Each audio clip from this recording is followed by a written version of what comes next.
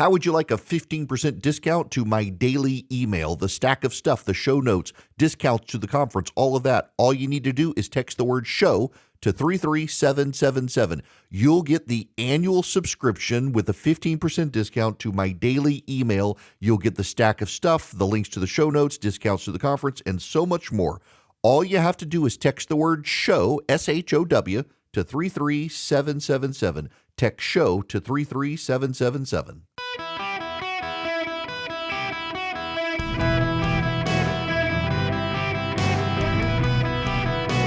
Welcome to the Eric Erickson Show podcast, Hour 3.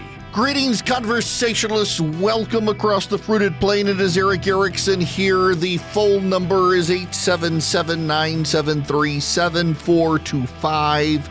If you text Eric, E-R-I-C-K, to 33777, you're going to get the live stream, the show notes, the podcast, all the social media links you need to stay in touch with the show, and so much more.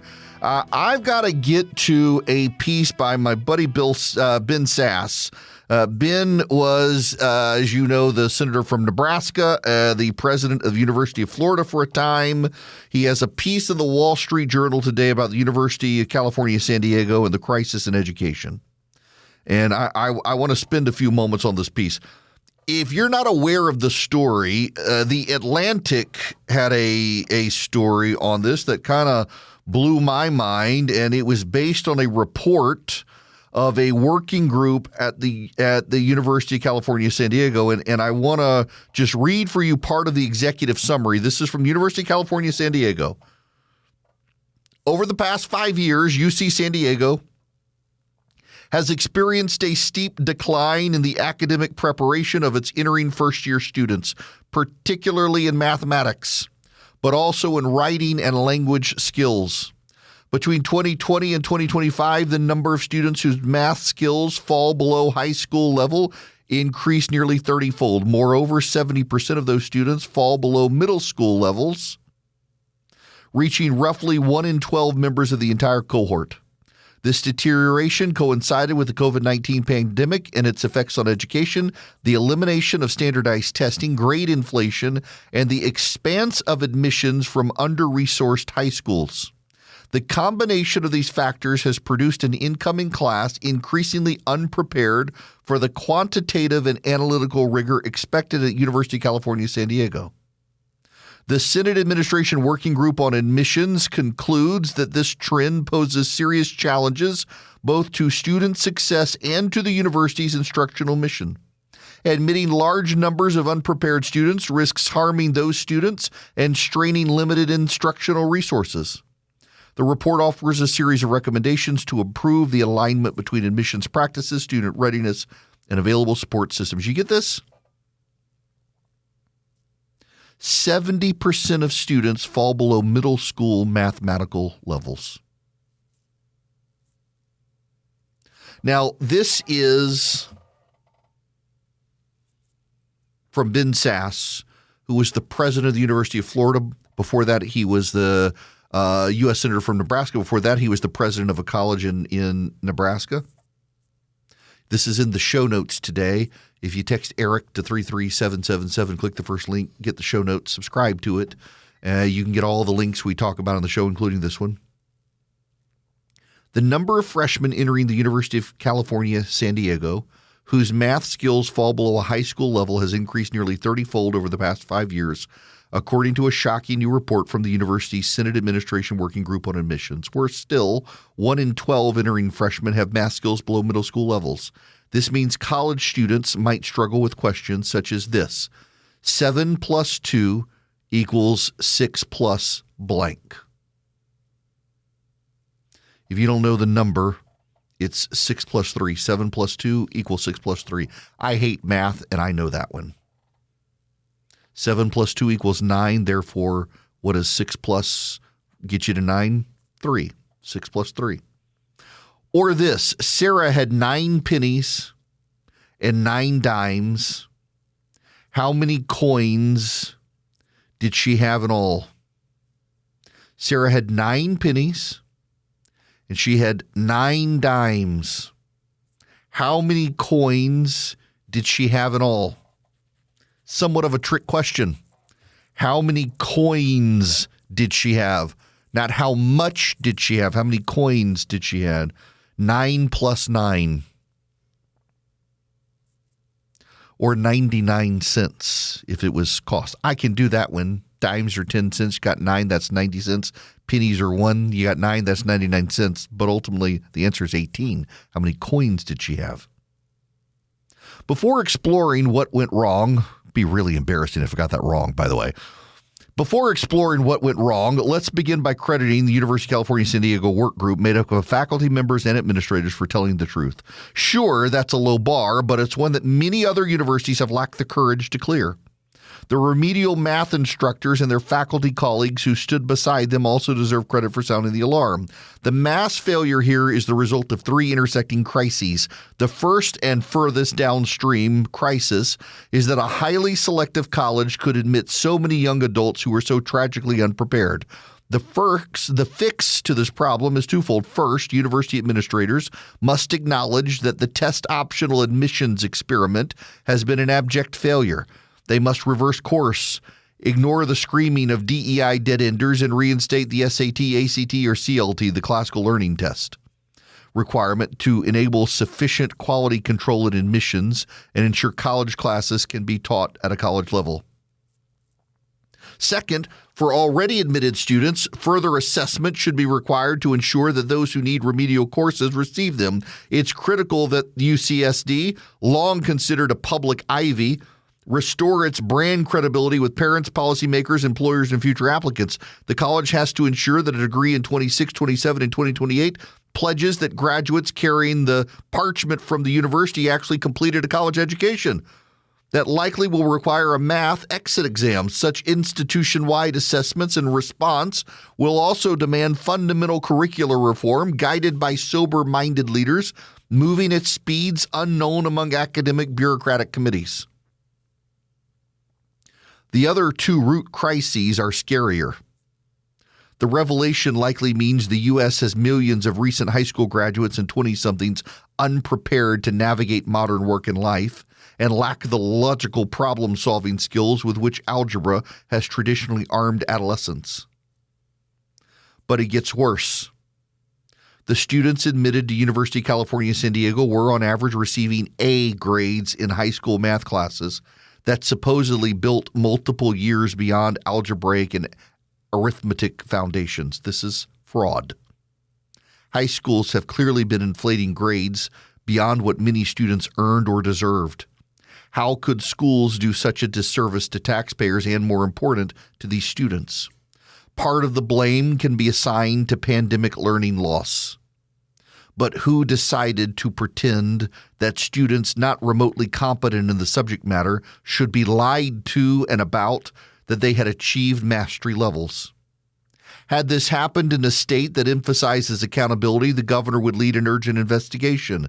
But California Governor Newsom is testing the waters on a 2028 presidential campaign. It seems improbable he'll raise questions the left-wing teachers' unions, his would-be campaign allies, want left unasked. After all, the San Francisco United School District has been intentionally teaching less rigorous math since 2014 on the ridiculous claim that math is racist, with nary a peep of protest from Mr. Newsom until 82% of voters expressed disapproval for these anti-rigor policies at the ballot box last year. Given this vacuum of good leadership, Congress should hold hearings examining how these students were systematically failed and how federal tax dollars continued to pour into a system this fundamentally corrupt. A serious public should be paying attention to a crisis of this scale. It merits a full congressional investigation and bipartisan outrage. Instead, the conversation is likely to be hijacked by something more tribal and less productive, a partisan brawl. It's true. Goes on from there. But this is fraud. High schools are pushing kids out the door claiming they have A's and are honor students, and 2 plus 2 is a difficult math question for them. 2x equals 4. That's algebra. One of the things I learned growing up is that algebra is not just a math skill. It helps you with reasoning. It's not a coincidence, I don't think, that we've become a more emotional people as our math skills have declined. 2x equals 4. You have to figure out how to solve that problem. Some of you will immediately know the answer. What is x? That's what you're going for. You're trying to solve for x. What do? Well, you divide each side by 2. So you make essentially fractions. 2x over 2 equals 4 over 2. On the left side of the equation, 2 divided by 2 becomes 1. Well, we know that whatever x is by 1 is going to be x equals 4 divided by 2 equals 2. So therefore, x equals 2. The point is not actually that 2x equals 4 and x equals 2. The point is you got to figure out how to solve the problem. What do you do when you're confronted with this problem? And it's the logic in the math that teaches you how to confront problems in life. How do you analyze this problem or a word problem? Go back to Ben Sass's original. Sarah has 9 pennies and 9 dimes. How many coins does she have in all? He's not asking how much she has. He's asking how many coins she has. That word problem has a logic to it, and you have to understand the question to be able to solve the answer by understanding the question and the wording. And what are they asking? Coins or amount? They're asking for coins, the amount of coins, not the amount of the value of the coins. There's a logic there. And as we have broken down logic in society, we have become a more emotional people, and logic is out the window. Reasonableness and reason are out the window. Our math skills that we're teaching high school students are more than just about math. I have said for years and years, and you go back to college and you go back to high school and middle school and you think, I'll never use this again. I will never use this skill again. You won't in that capacity, but what you'll be able to do is you'll be able to reason. And we've broken down the reasoning in society.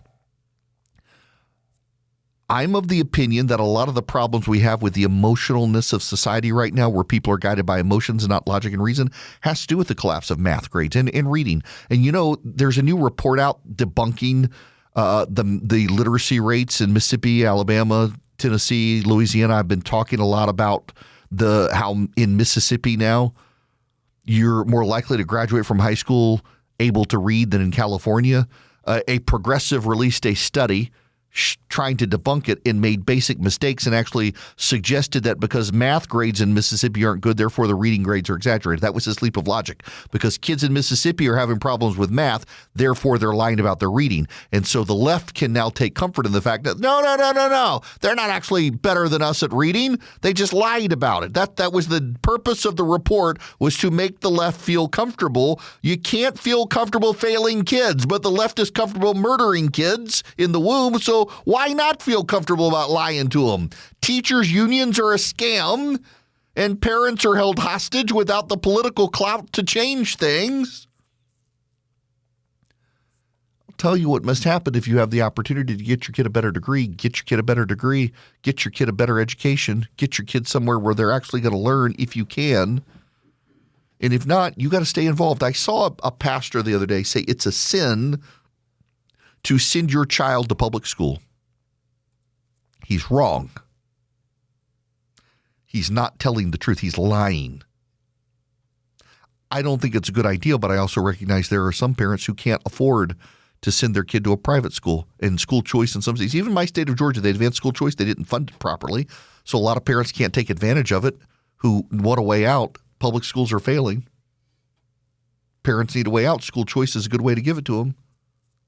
A lot of rural Republicans in the South don't like school choice because the public school systems in their counties are the biggest employers, so they kill it. We're having generations of kids being held hostage to the political whims of lobbies who are there to protect bureaucrats, not the minds of kids.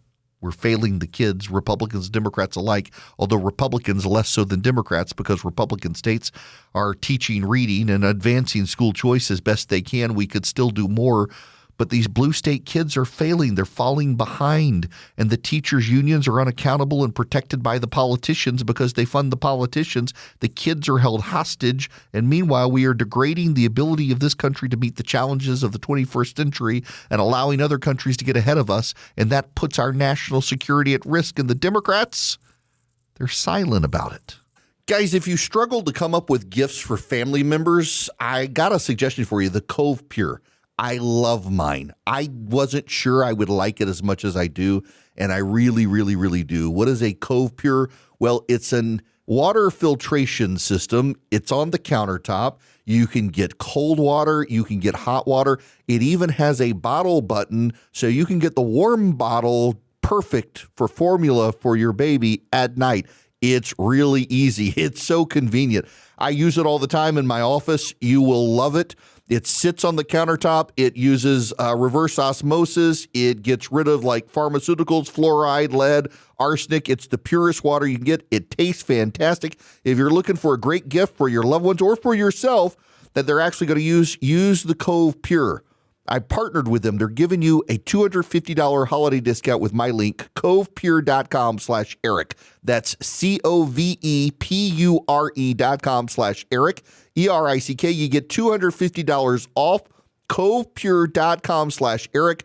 The sale is going to end, so take advantage of this $250 holiday discount, covepure.com/Eric. Some breaking news for you. This is Congressman Jim Himes from Connecticut. The Admiral confirmed that there had not been a kill them all order and that there was not an order to grant no quarter. So does it exonerate headset? Does it exonerate? That is Jim Himes, the Connecticut Democrat, saying Admiral Bradley confirms there was not a kill them all order or no quarters order from Secretary Hegseth. That is confirmation from the Democrats. There are some who are still expressing concerns about what they heard, but it seems like a lot of them are moving on to other things. There has been a press conference by the FBI. I will get that audio for you when we come back. Kash Patel and others at the White House saying that they have caught who they believe is the suspect. What's so notable is Democratic spin out of the gate. Mark Warner, Virginia, coming on and saying, how much earlier could we have caught the pipe bomber if FBI resources hadn't been diverted?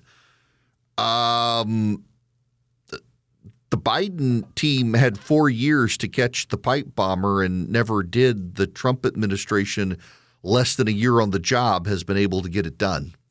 So trying to do as much partisan spin as he can here, it's not going to hold water.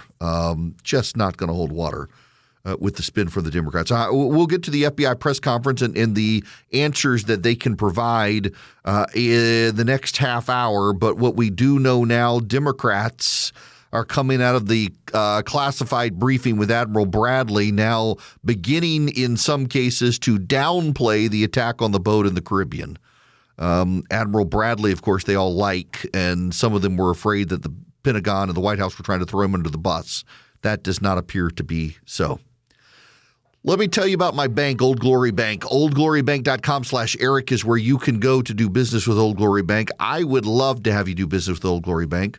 OldGloryBank.com/Eric. They're such good people. I would love for you to have the opportunity to do business with them. You go to OldGloryBank.com/Eric today. You can get new accounts, checking accounts, savings accounts. You can do loans with them. You can do home loans with them. You can do CDs with them.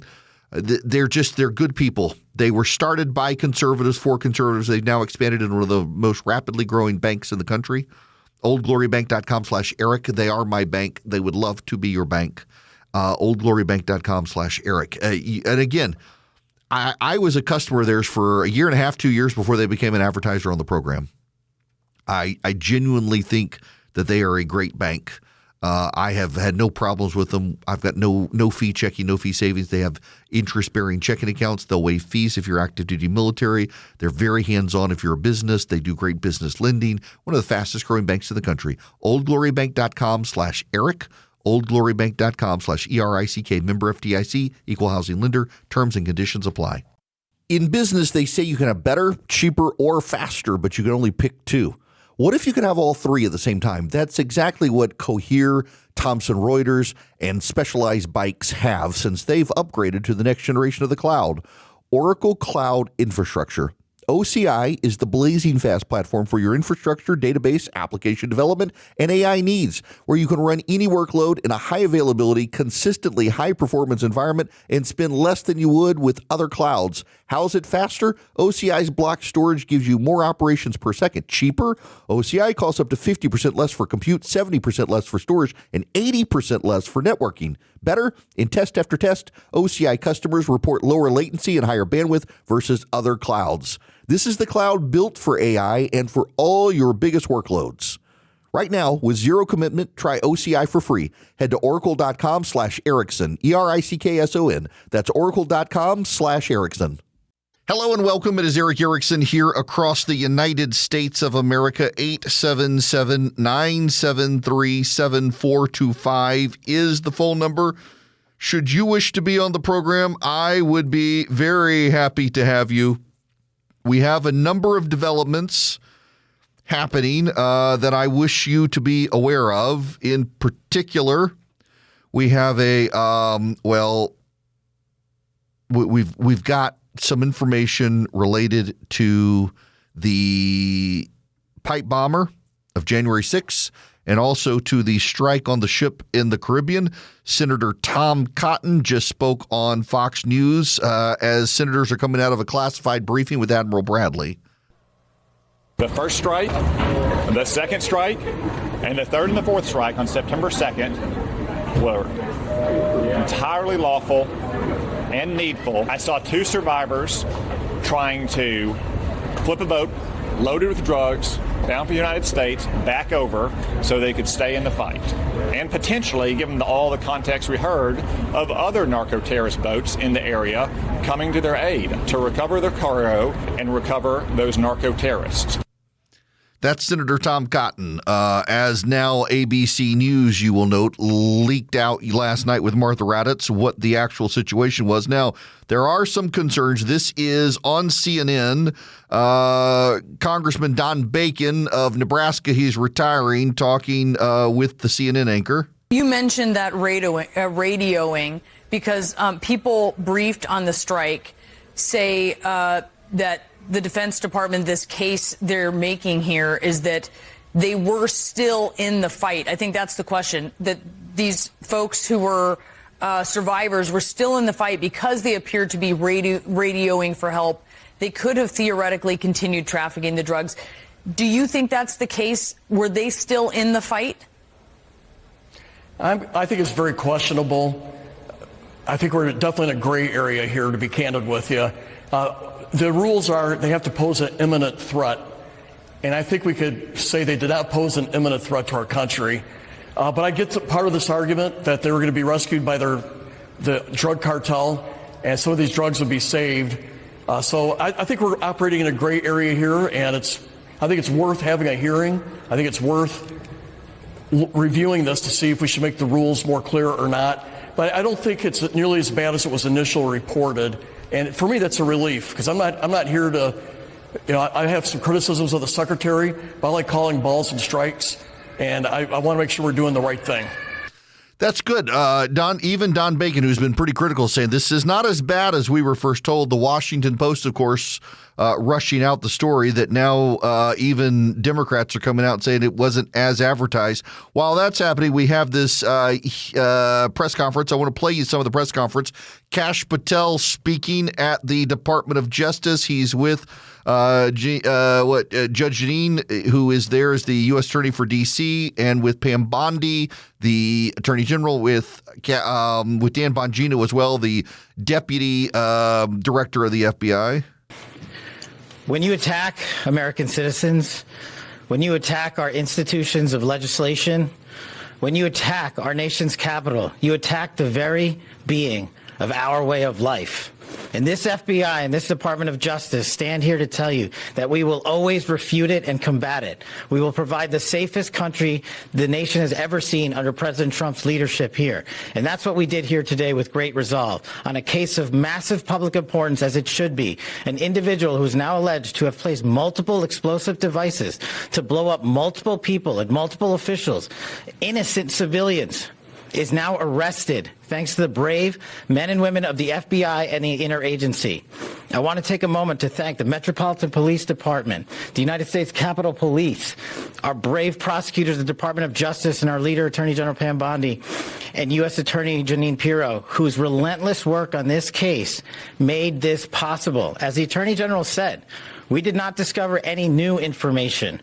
What we did, an investigation spearheaded by the deputy director and the ADIC of our Washington field office, brought in a new team of investigators and experts, re-examined every piece of evidence, sifted through all the data, something that the prior administration refused and failed to do.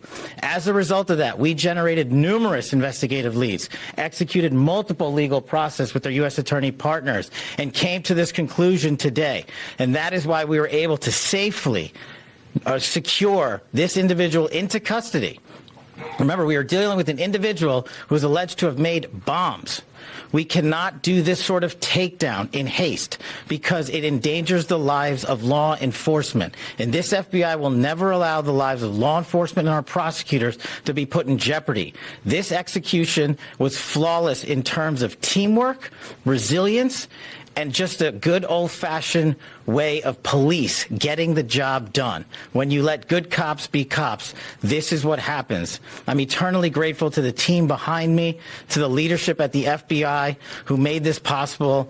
But I do want to highlight, when I introduced the deputy, he made this case and so many others, including Summer Heat, his priority to come in here and solve it for the American people. And today, I'm proud to stand here before you and say, we solved it. He will have his day in court. The American public and the world will learn even more information through the legal process, as we have committed under this Attorney General. We are the most transparent law enforcement operation in U.S. history, but we are also going to make sure accountability is delivered to its fullest extent, and that happens in the courts of law with our U.S. attorneys and our prosecutors. So That is Kash Patel, the director of the FBI. This is Dan Bongino, the deputy director of the FBI. Thank you all for being here for this critical investigation we've been working on for a very long time. We deeply appreciate it. Thank you for the kind words, Attorney General and Director. I appreciate it. Folks, this is what it's like when you work for a president who tells you to go get the bad guys and stop focusing on other extraneous things not related to law enforcement. This is what happens. We had a great team. I know it's said a lot in this business. It was a team effort. It becomes cliche, but cliches are useful for a reason because they matter. And this was a team effort. The director and the attorney general emphasized that it was not a new public tip this came from. This was our internal work at the FBI. And I want to just really express my sincere gratitude to this attorney general and this president for allowing us the latitude. I spoke with Ms. Bondi very early when we, maybe day two, and I said, we're going to get this guy. And she said, yes, you are. And we did. I want to also thank, he's not here, but Deputy Attorney General Todd Blanche, who we deal with often as well, who could not have been more supportive. Whatever process we need, Judge Jeanine, Todd, and Attorney General Bondi, they were there. All you had to do, they were a phone call away. And their team was amazing. We actually never had to make that phone call because they were always responsive. Thank you, Judge, as well. You were amazing. Folks, you're not going to walk into our capital city, put down 2 explosive devices, and walk off in the sunset. Not going to happen. We were going to track this person to the end of the earth.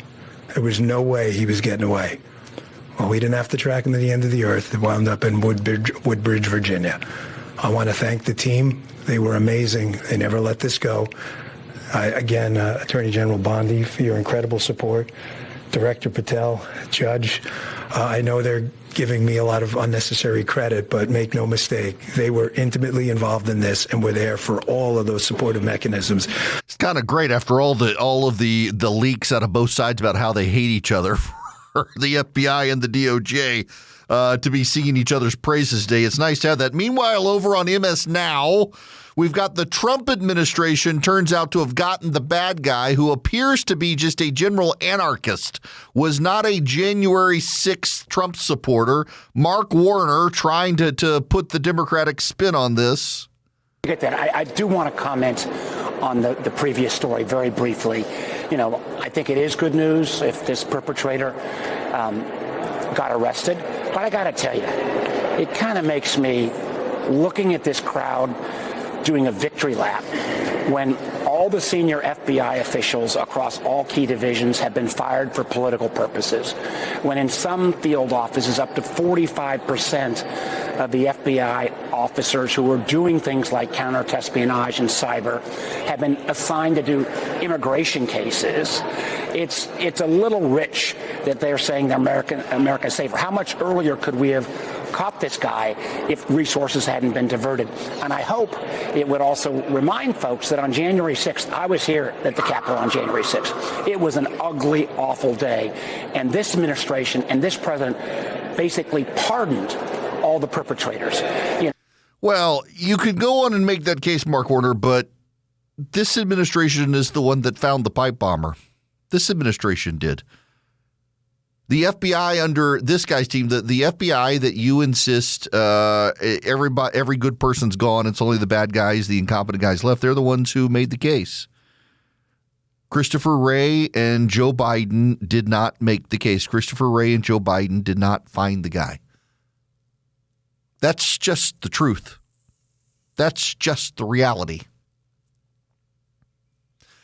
So kudos to this administration for finding this. For a long time, people thought they had given up. Then you had that silly nonsense from The Blaze that it was this woman that they decided to they named this woman who was innocent, tried to turn it and weave it into a conspiracy that it was a federal agent and maybe there were more and darker and sinister people involved, and it appears to be an anarchist who did it. I gotta end the show where I began the show today. Best as I have read it, best I've understood it, Glenn Beck is kind of retired from The Blaze, stepped back from The Blaze.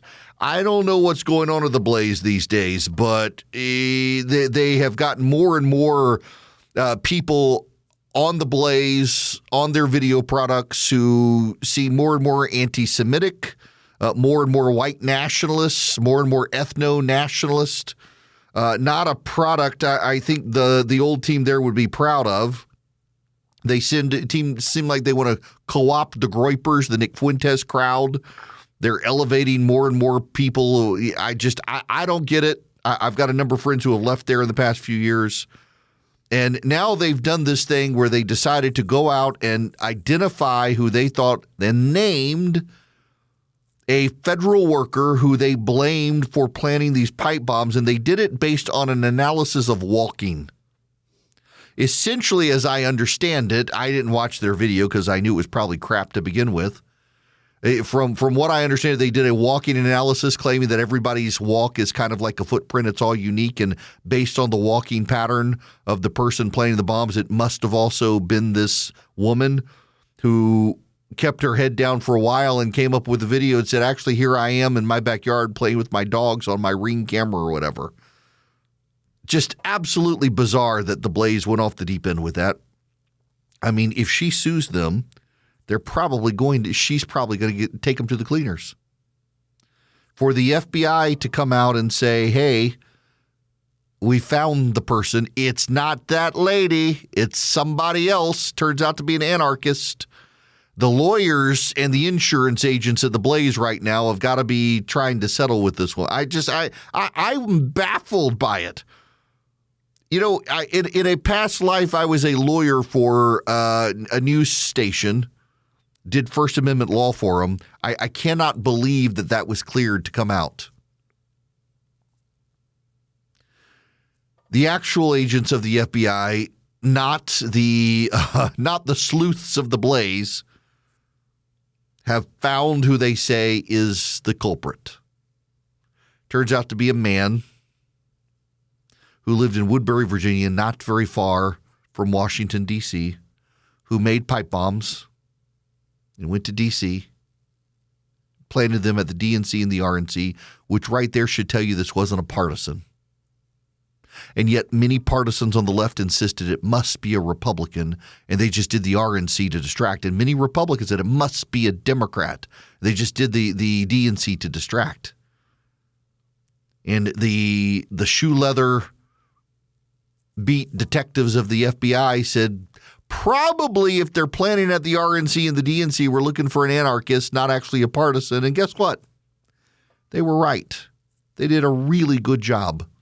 You know, I have said more than once, as much as you and I can complain about the upper echelons of the FBI, that the guys on the street do a good job. The guys in the field offices of the FBI, they're there because they have a passion to keep people safe and to fight bad guys. And they have done that with this. We will learn more about the evidence. We will hear more about the investigation. We will learn more about this guy and his story and does he have an alibi and all of that. But for now, it looks like what we have seen is the agents of the FBI have done a very good job. It has taken them 5 years, no new evidence, no witnesses, no new people ratting the guy out. They just followed the evidence. They got the video cameras. They followed the path. They led the trail. They found the guy, and he's now arrested. Allegedly the bomber. We'll see how this plays out. Good job, FBI agents.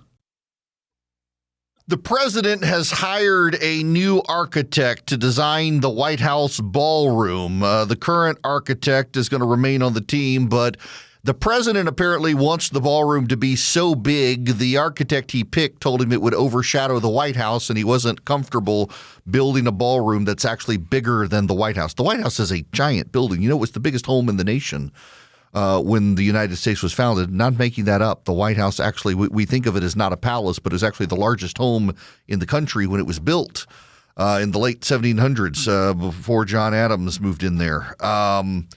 And the president decided he wants a bigger ballroom. You know what's going to be ironic here is the president's ballroom is going to get rebuilt before a single home in the Palisades in Los Angeles. Think about that. They're going to have torn down the east wing of the White House and built a ballroom before a single home. Karen Bass, the mayor of Los Angeles, has bragged about the first home that got built. They turned it into a big deal. And then she had to delete all of her social media references because people pointed out that the first house built after the fire was actually built by a company that got its permits approved before the fire. They had built and were planning to tear down a vacant home, and the fire got the home. They cleared the lot. They built the house. It's a spec house to be built. So not a single person who lost a home in the fire in Los Angeles has even begun to rebuild. They're all still out of their houses. Karen Bass praised the building of a house that was going to be built on land before the fire, and the fire helped them out and did them a solid. I actually do think the president is going to have built this ballroom before a single home is built in the palace. It was just going to be remarkable and a testament to how dysfunctional California is. The people of California vote for this stuff. They get what they deserve in this sort of stuff. I feel bad for the people who don't support it. But, I mean, you get the government you vote for. And this is what they voted for in California. Now, I want you to go to EdenPureDeals.com and vote for the Eden Pure Thunderstorm. It's great stocking stuff for Christmas. If you got friends you want to send them a little hint, you need something for your travel bag, EdenPureDeals.com. Put in the discount code ERIC3. You'll get 3 Eden Pure Thunderstorms for less than $200, saving $200. EdenPureDeals.com. That is the website, EdenPureDeals.com. Discount code ERIC3. Now, what do you get with the Eden Pure Thunderstorm? You get 3 of them. One for your upstairs, your downstairs, your basement, your travel bag, your RV, wherever you need them. What do? Well, they get rid of dust and pollen and pet dander. They kill 99.9% of bacteria and viruses. They wipe out every odor. They generate ozone. And with ozone is known to, essentially, it's like an odor bleach. It touches the odor particles and eliminates them. And so it wipes out, just as bleach wipes out stains, ozone wipes out odors, and it just works. It works great. I've used it in rental cars and hotel rooms when people have smoked. Get 3 of them, save $200, get them for less than $200. EdenPureDeals.com. The discount code is ERIC3, ERICK3.